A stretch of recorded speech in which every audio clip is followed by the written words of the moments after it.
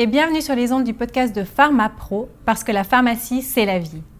Ce podcast nous fait voyager aux quatre coins de la Suisse romande et découvrir dans chaque ville, chaque village que nous visitons, ces lieux de vie que tout le monde connaît, les pharmacies. Aujourd'hui, c'est dans le canton de Genève que je me trouve. Je vais avoir le plaisir de tendre mon micro, non pas à une, mais deux personnes. Marie Weibel, responsable des ressources humaines, je prends mes notes, au sein du réseau Ars Santé, plus précisément pour la clinique et permanence d'Aunay, située dans la maison de santé Cité Génération, va être avec nous aujourd'hui, ainsi que son collègue Olivier Berthet, pharmacien responsable de la pharmacie Delta Pharm.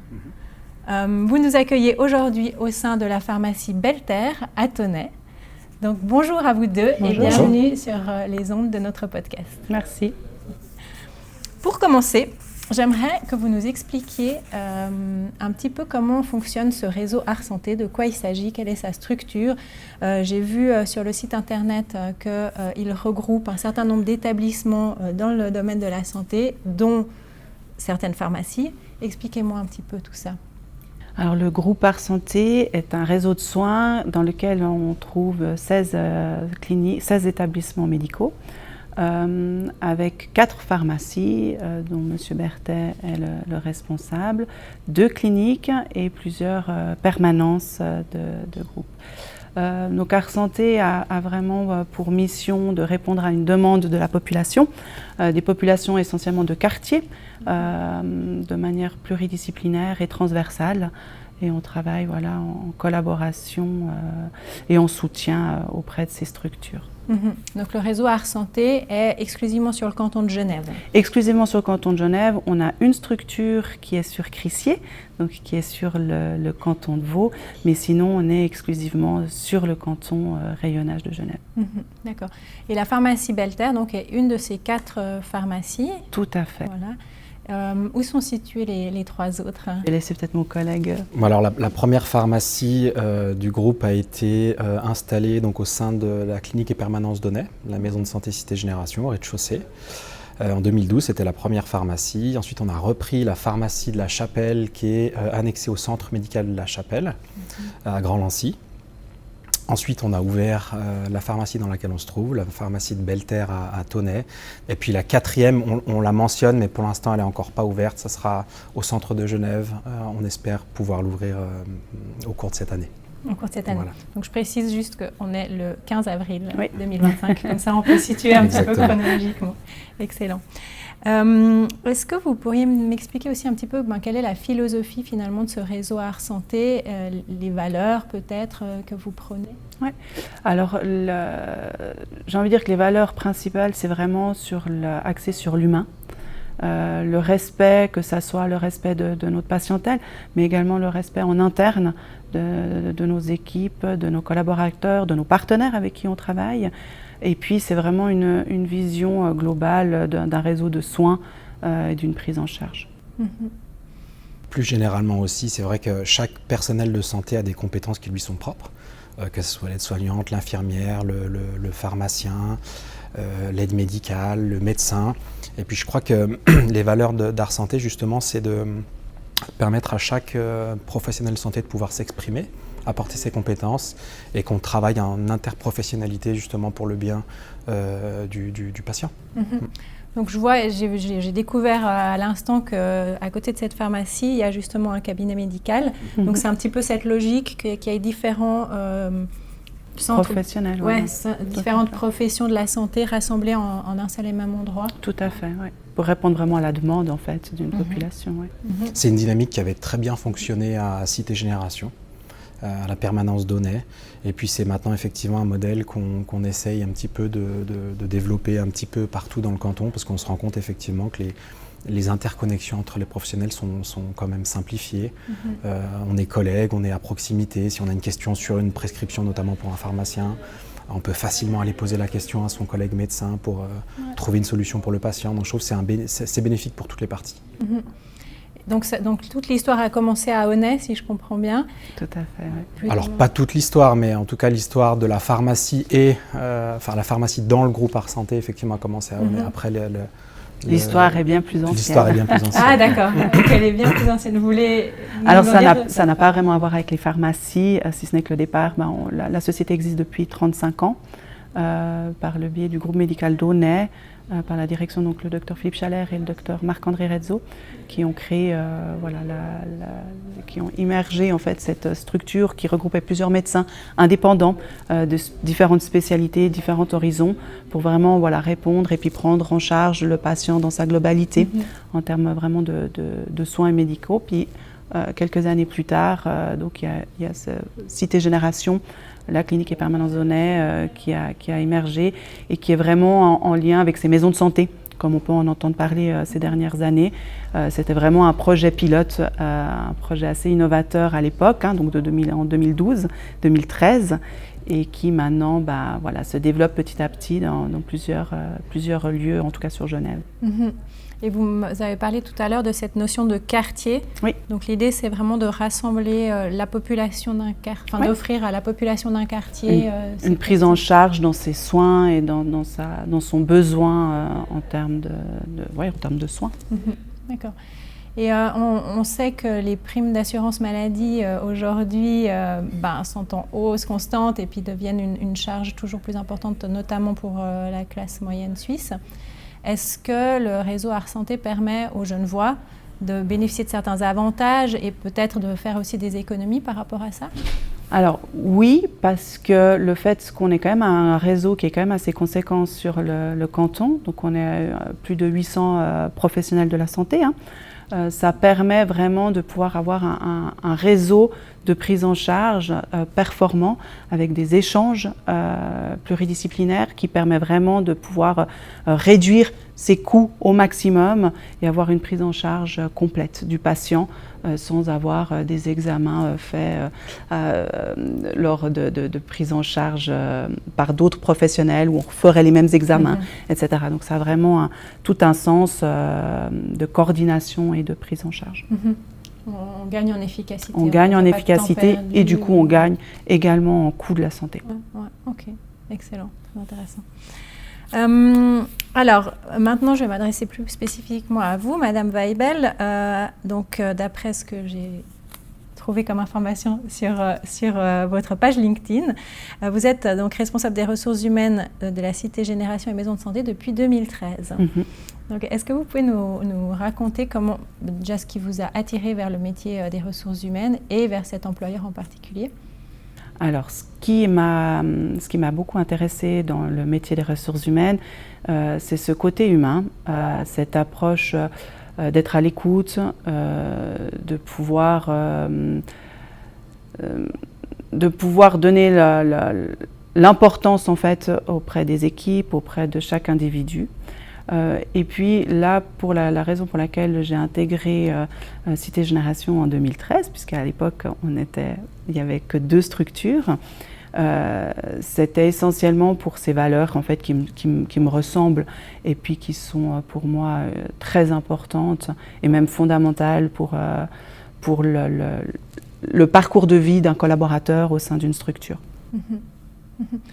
Et donc, c'est-à-dire que donc Ars Santé applique à l'intérieur les mêmes valeurs qu'à l'extérieur, c'est un peu ça que vous dites, tout à fait. Oui, exactement. De proximité et de de respect, d'écoute, d'être attentif aux besoins du collaborateur. Donc là, je parle vraiment plutôt en interne et pas en externe, mais vraiment d'être à l'écoute, de le mettre vraiment en avant, d'essayer de pouvoir travailler avec lui sur son développement propre. Et puis de pouvoir s'assurer du bien-être en fait de chaque individu. Et puis au fur et à mesure en fait du développement de la structure, on a su et on a réussi à garder ces valeurs fondamentaux, pas seulement sur le papier, mais vraiment de la garder sur le terrain et sur l'image, même si il y a des améliorations, des développements en continu. On essaye vraiment de garder ces valeurs d'il y a plus de 10 ans en arrière. Quelle chance, c'est chouette ça. Et parce que vous êtes du coup maintenant depuis 12 ans au sein de cette structure, donc on voit que en tout cas c'est un employeur qui sait fidéliser ses employés. qu'est-ce qui continue à vous motiver jour après jour? Alors, plusieurs choses. La première, c'est comme je l'ai dit tout à l'heure, c'est que les valeurs sont restées fidèles. Donc pour moi, c'était quelque chose de très important. Et puis, que la structure s'est énormément développée en 12 ans.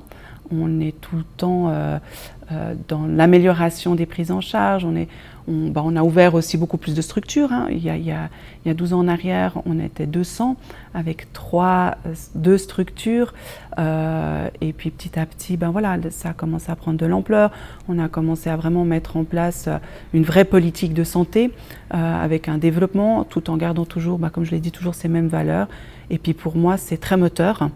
Il faut être agile, donc en fait chaque jour est très différent et je trouve ça super de pouvoir être toujours aussi proche des gens. Et si je comprends bien, vous vous occupez de tout le cycle de vie du collaborateur, c'est-à-dire du recrutement. Aujourd'hui, on va encore reparler du recrutement, mais du recrutement, l'accueil, du suivi pendant la durée de vie du collaborateur au sein de l'institution. Tout à fait, donc en charge, comme vous l'avez dit, du recrutement et de tous les process RH et soutien auprès des équipes et de nos responsables de chaque structure. Après, ce qui est aussi important de noter, c'est que et c'est aussi pour laquelle je trouve le métier passionnant dans le groupe Ars Santé, c'est que chaque structure a sa propre entité, sa propre âme, comme j'aime bien le dire. Et ce qui est très important pour nous, c'est de la conserver. Et on va vraiment s'adapter aux besoins de chacune de nos structures, que ce soit des centres médicaux, que nos pharmacies. On va vraiment mettre en avant ça et de vraiment être agile par rapport à cette qualité-là.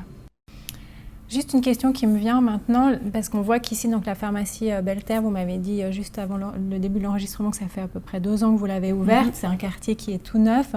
Est-ce que, donc, quand vous ouvrez des nouveaux établissements, est-ce que vous les ouvrez de zéro ou bien est-ce qu'il peut arriver que vous rachetiez un établissement existant? On a les 2 modèles.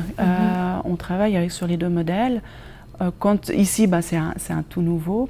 Quand on le prend, évidemment que c'est pas du tout les mêmes process ou c'est pas du tout la même dynamique quand on reprend une structure dans lequel on appelle ça un transfert de société, en fait, d'un ancien employeur à un nouvel employeur.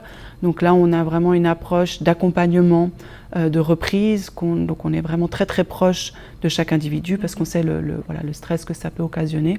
Et puis on développe petit à petit en mettant vraiment en place un accompagnement sur le terrain et puis avec des objectifs très clairs, bien communiqués, et puis petit à petit on met en place les process, mais on essaye vraiment de garder ce que les professionnels sur place ont apporté et puis vraiment de pouvoir continuer à développer ce qui leur sont chers et propres à eux-mêmes. Et puis quand on crée une société de toutes pièces, c'est clair qu'on va apporter notre patte, on va apporter notre manière de fonctionner. Mais lors du recrutement, on va être très attentif à ce que les collaborateurs qui nous rejoignent répondent à nos valeurs, mais ils vont aussi pouvoir apporter leurs propres besoins et puis leurs propres attentes de comment est-ce qu'ils voient eux aussi ces développements et comment eux voient en fait l'entreprise dans laquelle ils vont y vivre. C'est un enrichissement mutuel. Exactement, c'est du win-win, tout à fait. Oui. Ok, excellent. Merci beaucoup. Alors, de votre côté, Monsieur Berthet, donc, si j'ai bien compris, vous êtes donc pharmacien responsable de la pharmacie Delta Pharm, mais également, sauf erreur, pharmacien référent pour toutes les pharmacies du Voilà, exactement. Du réseau. Je suis le pharmacien responsable de la pharmacie Delta Pharm Aunet et je m'occupe aussi finalement de coordonner l'activité des autres pharmacies du groupe. Ça comprend quoi comme tâche en fait? Ça consiste en quoi? On essaye d'avoir à peu près la même philosophie dans toutes les officines, d'avoir la même politique de prix, de pouvoir proposer un petit peu des services similaires et puis une qualité de service qui soit similaire. Donc ça nécessite quand même qu'on se réunisse. Alors on se réunit à peu près 1 fois par mois avec tous les pharmaciens responsables D'accord, donc chaque pharmacie, oui bien sûr, a un pharmacien responsable. Ouais. On se réunit donc avec les pharmaciens responsables et puis un ou plusieurs membres de la direction pour faire un point de situation sur les projets en cours, sur des idées aussi de projets des uns et des autres. Et puis généralement, on essaie de se répartir un petit peu les tâches sur ces fameux projets où on se dit, bah, tiens, toi, tu vas t'occuper de développer peut-être cette thématique-là. Et tu feras un retour pour les autres. Si c'est quelque chose qui fonctionne, bah, on peut le mettre en place dans les autres officines. Puis après, bah, c'est des choses beaucoup plus administratives, comme dans toute entreprise. On fait en sorte que l'entreprise fonctionne.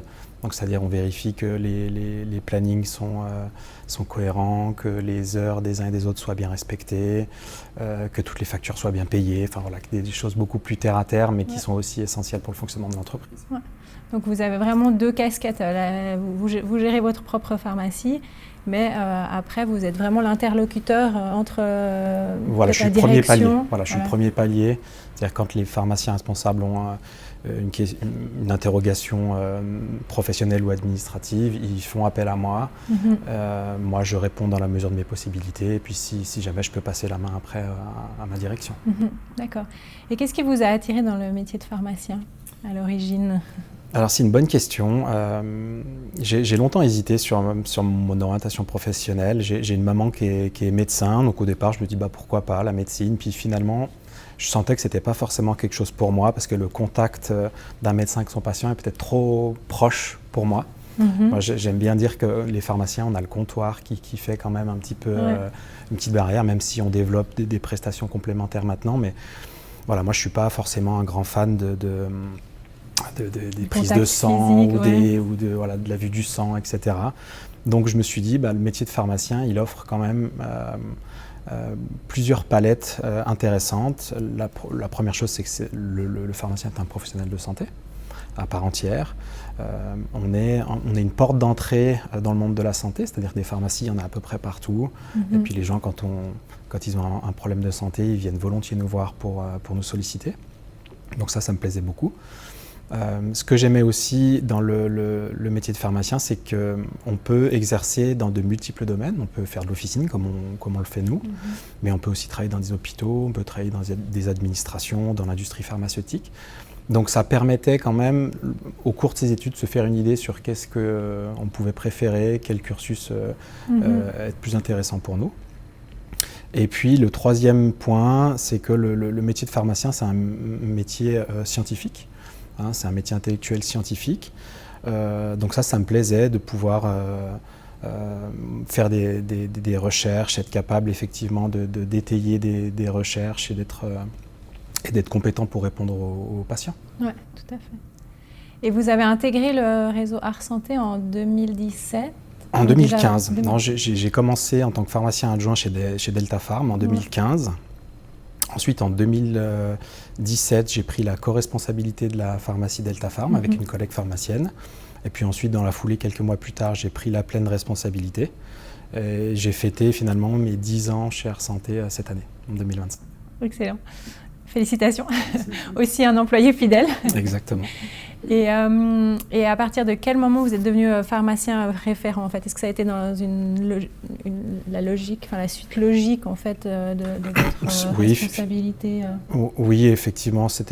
Alors j'étais initialement le seul pharmacien responsable étant donné qu'il n'y avait qu'une seule pharmacie. Donc pendant de nombreuses années, j'étais un petit peu cavalier seul dans le côté pharmacie du groupe. Et puis après, on a la pharmacie de la Chapelle qui nous a rejoint, puis la pharmacie de Belleterre. Et puis ça s'est fait un petit peu naturellement, dans le sens où j'avais de très bonnes relations de travail avec ma hiérarchie. Je pense qu'ils étaient contents de moi et puis qu'on avait fait du bon travail sur la pharmacie à Aunay. Donc c'est un petit peu naturellement que ça s'est fait. Et puis ça se passe, je crois bien, autant pour moi que pour mes collègues pharmaciens. Excellent. Et j'ai vu sur le site internet d'Ars Santé que vous êtes également pharmacien responsable de l'assistance pharmaceutique de 2 cliniques. Oui. En quoi ça consiste, cette responsabilité-là supplémentaire ? Alors, certaines institutions de santé, de par leur taille, ont une pharmacie à usage intérieur, une pharmacie d'établissement. Et dans ce cadre-là, cette pharmacie doit être chapeautée par une personne compétente, donc un pharmacien. Donc c'est dans ce cadre effectivement que je m'occupe de l'assistance pharmaceutique de 2 assistances pharmaceutiques d'institutions de santé. Donc ce sont 2 cliniques. Donc globalement, c'est le travail de suivi du circuit du médicament de A à Z. C'est-à-dire que c'est de l'approvisionnement, c'est-à-dire la négociation avec les fournisseurs, la gestion des ruptures, et puis le circuit du médicament in situ, c'est-à-dire vraiment jusqu'au patient. Ça peut être du soutien aux équipes des infirmières pour des adaptations de posologie, du soutien aussi aux équipes médicales pour trouver des alternatives thérapeutiques en cas de rupture. Et puis après, c'est comme tout à l'heure, c'est un petit peu du terre-à-terre, c'est-à-dire on vérifie que les températures des locaux soient bien respectées, enfin voilà, tout ce qui fait que le médicament soit conservé dans de bonnes conditions pour la sécurité du patient. D'accord. En tout cas, je vois que vous avez plein de responsabilités différentes. On voit que votre activité professionnelle est très variée. Donc même si vous avez choisi parmi toutes ces pistes possibles liées au métier de la pharmacie, vous avez choisi la pharmacie d'officine, mais dans cette piste, il y a quand même après une grande variété de Exactement, et c'est vrai que tout à l'heure vous me posiez la question aussi, qu'est-ce qui m'attirait sur le métier de pharmacien? J'ai oublié de mentionner aussi, c'était le côté entrepreneuriat. J'aime beaucoup la gestion de projet. Alors des fois, malheureusement, on peut aussi se tromper, mais je veux dire, c'est ça qui me plaît aussi, lancer des projets, aller au bout de ceux qui fonctionnent, à stopper les autres ou les changer. Et puis c'est vrai qu'on parlait aussi de mes 10 ans chez Air Santé, c'est ça qui me plaît aussi dans cette entreprise, c'est qu'on m'a donné l'opportunité de pouvoir faire aussi beaucoup de choses. Donc mes journées sont très variées, chargées mais variées. Et c'est ce qui fait que j'ai envie de me lever le matin pour venir travailler. Génial. Donc toujours aussi motivé 10 ans plus tard, c'est excellent. Alors maintenant, si je m'adresse à vous deux, parce que c'est aussi ça qui nous intéresse, de savoir comment vous collaborez. Donc, vu de l'extérieur, j'imagine que vous collaborez sur le recrutement. Peut-être qu'il y a d'autres domaines sur lesquels vous collaborez, pardon. Sur toute la palette des ressources humaines, c'est-à-dire que en tant que manager d'une équipe, on a quand même une délégation de compétences sur certaines choses, mais on est aussi parfois limité dans les décisions qu'on peut prendre où on a des doutes. Et dans ce cas-là, on va volontiers, moi je vais volontiers voir Marie, que ce soit par téléphone, par mail ou par message, pour lui demander son aide, son approbation, son avis. Et donc c'est vraiment très appréciable d'avoir un support, c'est-à-dire qu'on n'est pas tout seul. Voilà, on est capable de gérer certaines choses, et puis quand on se sent dépassé ou quand on a besoin de soutien, on sait qu'on peut donner la main et puis être soutenu. Ouais. C'est vraiment ce qu'on disait tout à l'heure, au final, c'est vraiment un accompagnement en termes de ressources humaines auprès de chaque équipe et auprès de chaque coordinateur, de chaque structure, dont Olivier pour la partie de la pharmacie.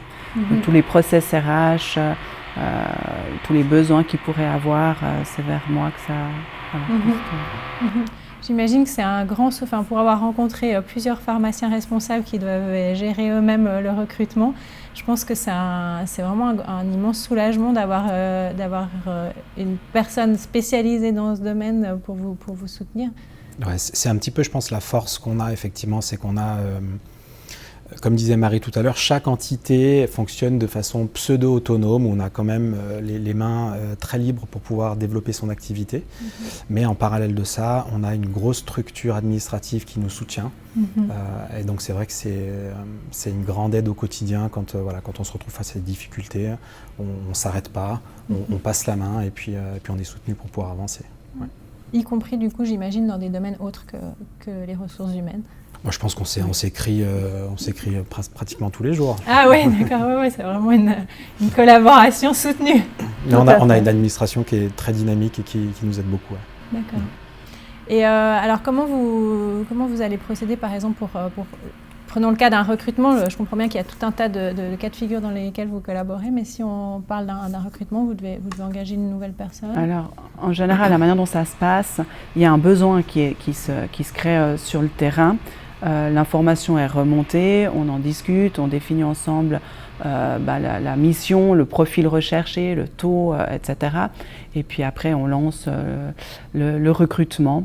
Le premier tri est fait chez nous au niveau RH et puis par la suite c'est Monsieur Berthet qui a toute son expertise puis ses compétences techniques pour recevoir et puis s'assurer que voilà, le profil correspond aux attentes et aux besoins de la structure, que ça soit dans ses compétences de savoir-être, si on peut parler ça comme ça, et de son savoir-faire.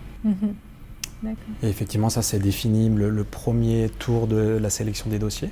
Ensuite, on fait un entretien avec les personnes qu'on a sélectionnées. À l'issue de cet entretien, on redéfinit un petit peu les critères qui sont importants pour nous. Et puis, en fonction du nombre de dossiers qu'on a, on peut être amené à faire un second entretien. À ce moment-là, je ne le fais pas forcément tout seul, je le fais aussi avec une autre personne, soit Marie, soit mon responsable direct pour avoir un deuxième avis.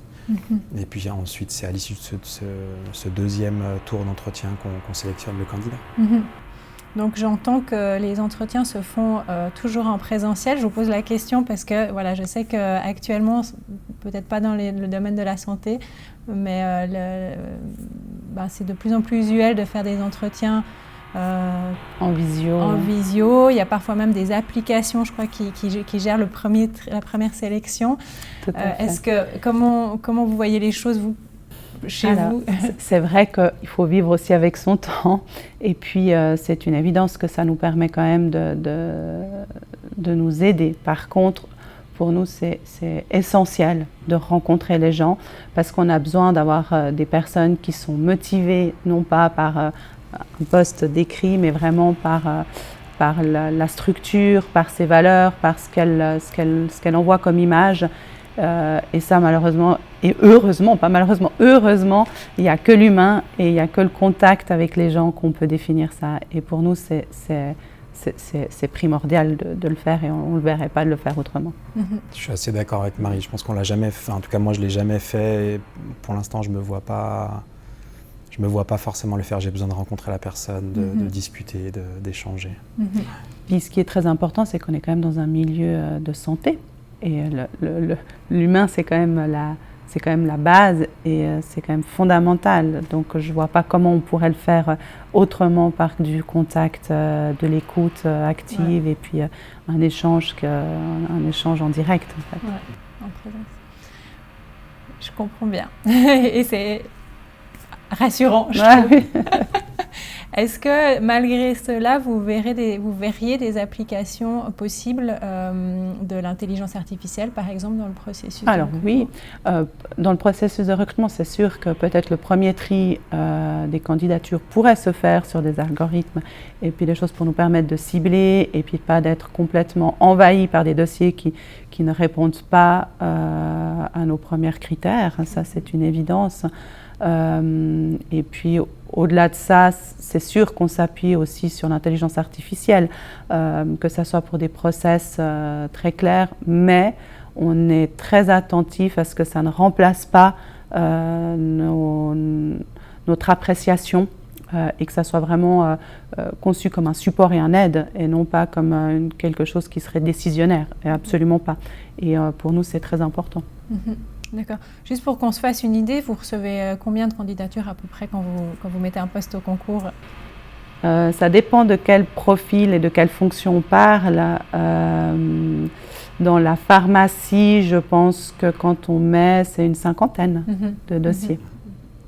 Peut-être un poil plus, mais voilà, ça dépend aussi des périodes, c'est très aléatoire, mais une 50aine, je pense, facilement. D'accord. Et peut-être, est-ce que vous pourriez me dire quelles sont les qualités que vous cherchez qu'est-ce qui va être primordial chez un futur employé? Alors, je vais laisser surtout mon collègue, mais je vais, en tout cas pour ma part, ce qui est très important, c'est que cette personne ait envie de participer au développement de nos structures, au développement de ce qu'on met en place, à ce réseau.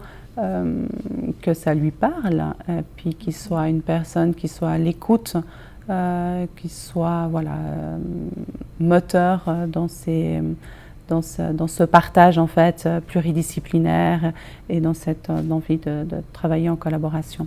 Après, tout ce qui va être compétences techniques, c'est plutôt mon collègue qui va définir. Premiers points, c'est qu'il adhère à notre philosophie. Je pense que c'est très important, ne serait-ce que pour la stabilité des équipes. Et puis après, en termes de professionnels, on cherche des gens polyvalents. C'est-à-dire qu'on a une philosophie chez nous où tout le monde touche un tout petit peu à tout. On doit être capable de tout faire. On a tous connu dans les équipes des gens malades, des gens absents. Donc on doit pouvoir se soutenir et se remplacer. Ça, c'est très important. Et puis on a besoin aussi de recruter des personnes qui soient fiables, qui soient, comme disait Marie, investies dans notre projet, qui aient envie de travailler avec nous. C'est très important pour moi, en tout cas, de pouvoir créer des équipes qui soient soudées, qui s'entendent bien, parce que c'est comme ça qu'on fait du bon travail et puis qu'on s'occupe bien de nos patients. Ouais, donc j'imagine que vous allez quand même essayer de capter du mieux possible la personnalité de la personne pour voir si elle pourra s'intégrer à l'équipe existante. Tout à fait. Après, j'imagine que cette histoire d'engagement, finalement, c'est vraiment aussi win-win dans le sens où la personne, en étant pleinement investie dans son travail, elle va, bien sûr, ça va bénéficier à l'entreprise, mais elle aussi, elle va y trouver de la satisfaction. Et puis au-delà de ça, c'est pas que sur le recrutement. Après, il y a toute cette fidélisation sur du long terme, ces projets de développement personnel, ce bien-être, cet équilibre de vie qu'il faut être attentif et dans lequel on essaye de pouvoir répondre à ses besoins et à ses attentes. Génial. Et si vous deviez dire le principal défi que vous rencontrez en matière de recrutement, vous diriez quoi? Je dirais en premier lieu la pénurie dans le monde de la santé.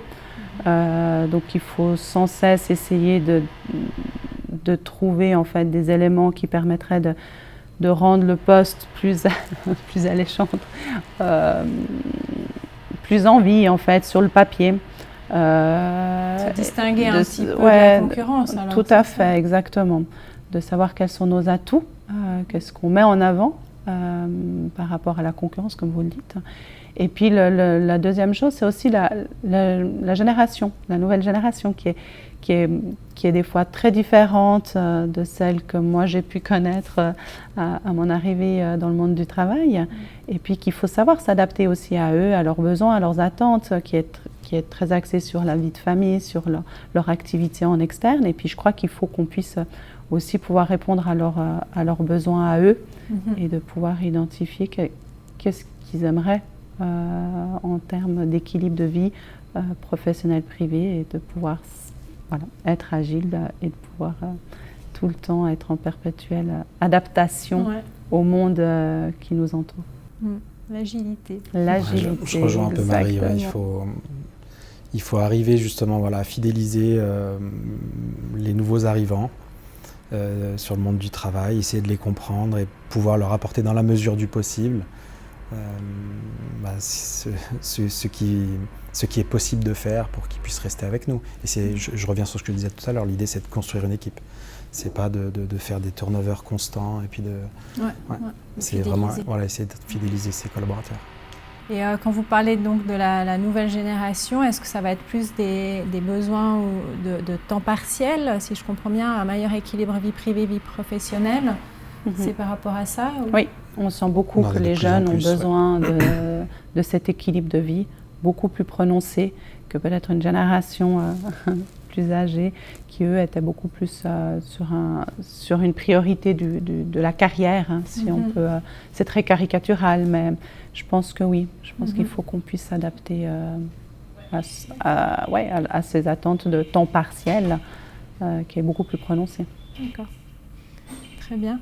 Je me permets une dernière question plus axée sur la pharmacie. Vous diriez, on a parlé là du défi en matière de recrutement, et puis en termes de gestion de la pharmacie, qu'est-ce que vous diriez qui est un des défis actuels?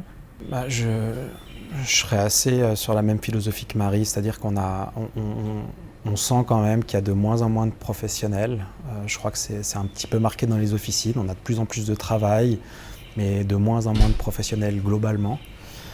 Donc je pense que le défi, ça va être ça pour l'avenir, d'inciter des jeunes à faire le métier de pharmacien, d'inciter des jeunes à faire le métier d'assistante en pharmacie pour pérenniser un petit peu l'activité dans nos officines. Je pense que c'est un petit peu ça va être la difficulté des années à venir. Ouais, valoriser le métier. Mais je crois que notre société fêtière l'a bien compris et puis elle met quand même beaucoup d'énergie pour essayer de nous soutenir là-dedans.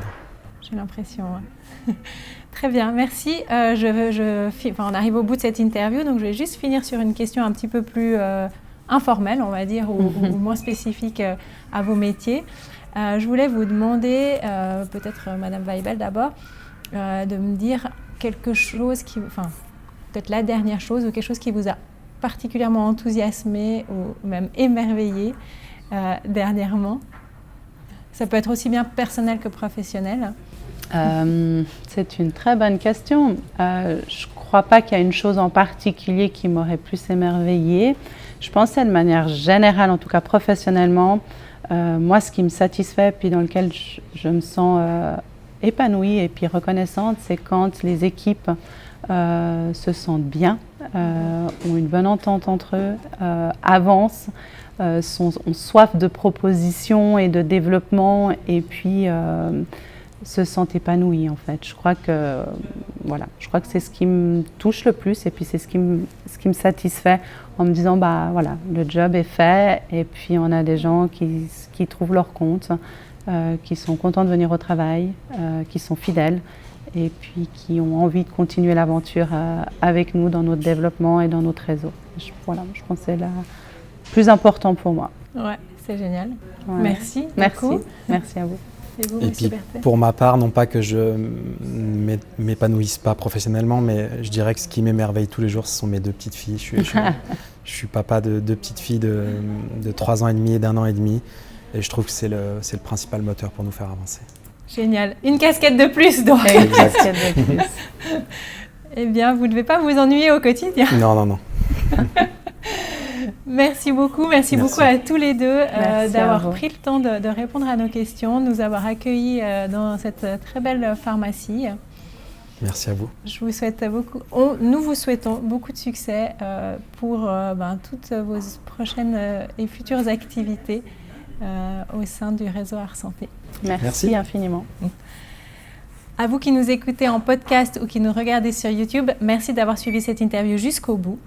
Si vous êtes en recherche d'emploi dans le secteur de la pharmacie, pensez à publier votre CV sur le site pharmapro.ch. C'est gratuit, ça prend très peu de temps et ça vous rend plus visible et facilite vos démarches auprès des employeurs. Depuis quelque temps, vous avez également la possibilité de mettre votre CV en avant sur notre site pendant une période de temps limitée.